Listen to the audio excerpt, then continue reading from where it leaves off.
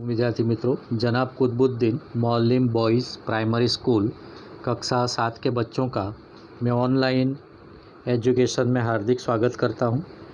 विद्यार्थी मित्रों, आज हम हिंदी में इकाई 8 दोहा अष्टक स्वाध्याय पोथी कार्य देखेंगे। देखते हैं। सबसे पहले प्रश्न नंबर 1।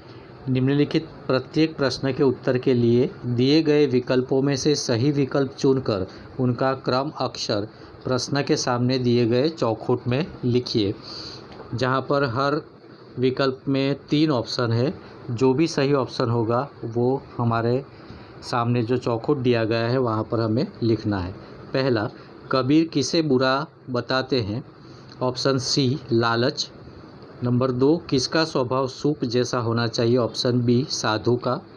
नंबर 3, लुहार की धौंकनी से लोहा क्या हो जाता है? ऑप्शन ए, भस्म।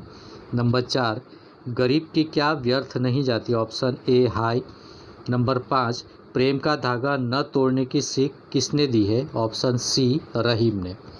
विद्यार्थी मित्रों, प्रश्न 2 देखें। कोष्टक में से उचित शब्द चुनकर रिक्त स्थान यानी खाली जगह की पूर्ति करनी है। यहाँ पर कोष्टक में शब्द दिए गए हैं भांति भांति, हाय, सूप, प्रकाश और धागा। जो भी खाली जगह में सही शब्द होगा वो हमें लिखना है। पहली खाली जगह, साधु ऐसा चाहिए जैसा खाली जगह सुभाए। इसका सही शब्द है सूप। आगे देखें। दूसरी खाली जगह, तुलसी इस संसार में खाली जगह के लोग। सही शब्द भांति भांति। नंबर 3, तुलसी खाली जगह गरीब की कबहू न खाली जाए। हाय शब्द आएगा इसमें। नंबर 4, रहीमन खाली जगह प्रेम का मत तोड़ो चटकाए। सही शब्द धागा। नंबर 5, कही रहीम खाली जगह हित संपत्ति संचही सुजानी। सही शब्द प्रकाश। विद्यार्थी मित्रों, यहाँ पर आप प्रश्न 3 देखेंगे। सही वाक्यांश चुनकर विधानों को पूर्ण करना है। 3 विधान दिए गए हैं, उसमें से जो भी सही विधान होगा उसे रखकर वाक्य को पूर्ण करना है। पहला, पथिक को खजूर के फल नहीं मिलते क्योंकि। ऑप्शन क सही है, वे बहुत ऊंचाई पर लगते हैं।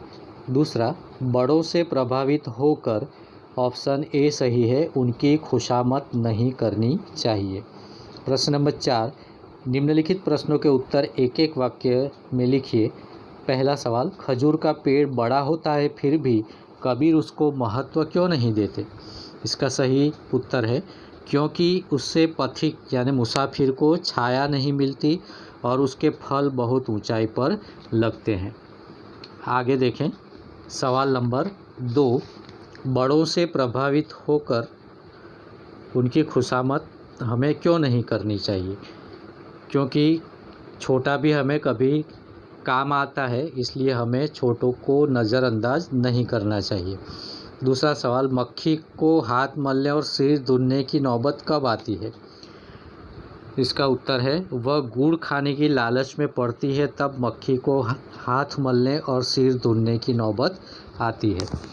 तीसरा सवाल, गरीब की हाय से क्या होता है? गरीब की हाय से उसे सताने वाले का सर्वनाश हो जाता है। नंबर 4, सज्जन लोग अपनी संपत्ति का उपयोग कैसे करते हैं? तो सज्जन लोग दूसरों का भला करने के लिए ही संपत्ति का संग्रह और उसका उपयोग करते हैं। नंबर 5, प्रेम के धागे में गांठ कब पड़ जाती है? तो प्रेम के टूटे हुए धागे को फिर से जोड़ने पर उसमें गांठ पड़ जाती है। आगे देखें। सवाल नंबर 6, बड़ों को देखकर क्या नहीं करना चाहिए? तो बड़ों को देखकर छोटों की उपेक्षा नहीं करनी चाहिए।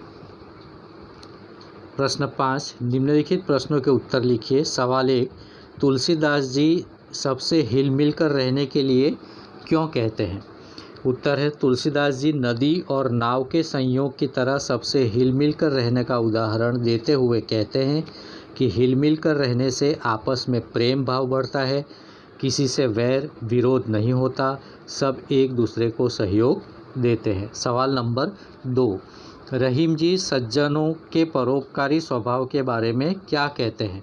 तो रहीम जी कहते हैं कि वृक्ष अपने फल स्वयं नहीं खाता, तालाब भी अपना पानी स्वयं नहीं पीता, सज्जनों का स्वभाव भी वृक्ष और तालाब की तरह परोपकारी होता है।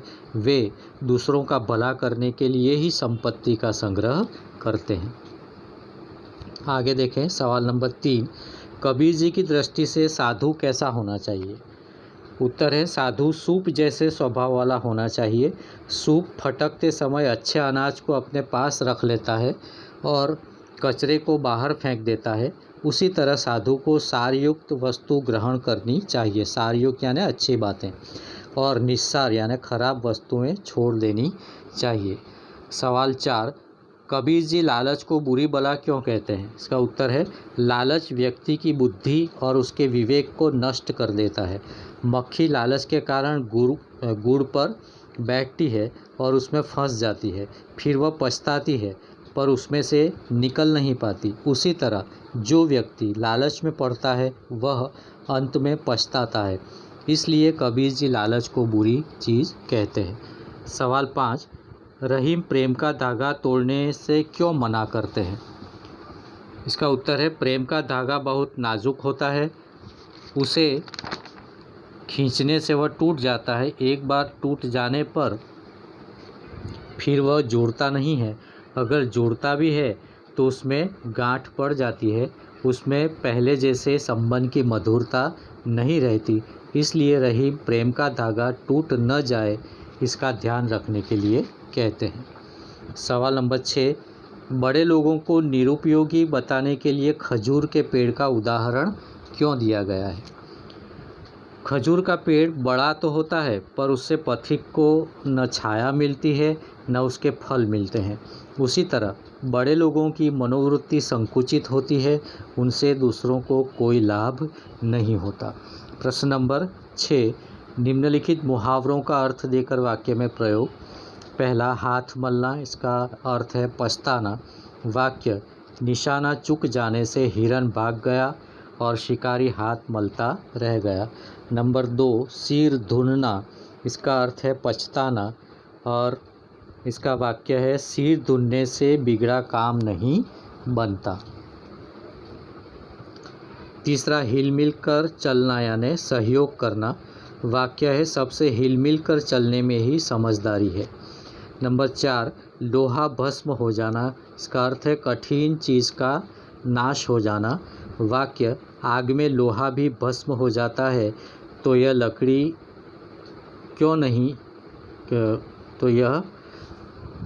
लकड़ी को क्यों नहीं जला सकता।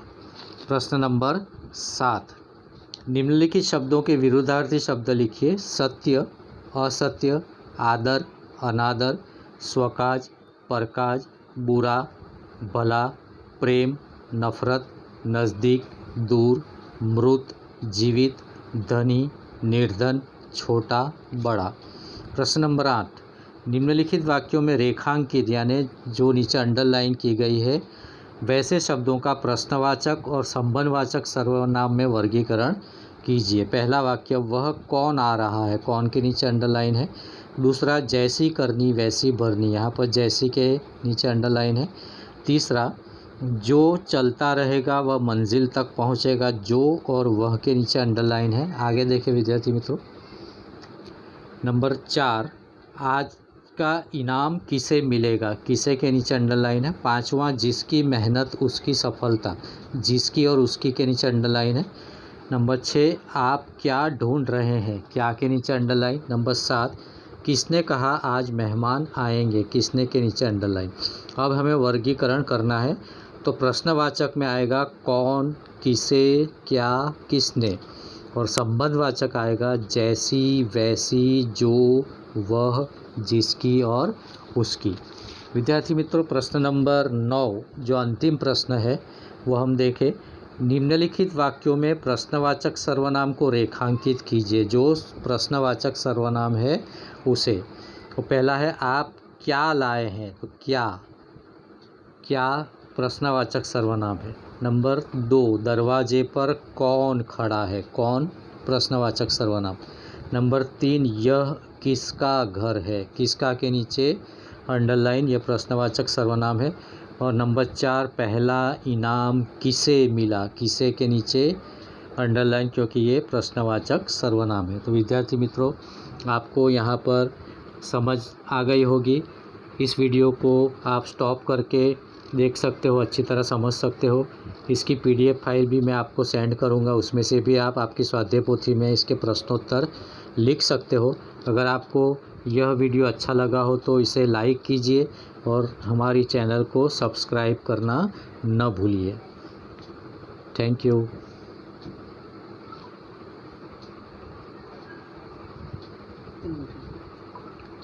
हाय।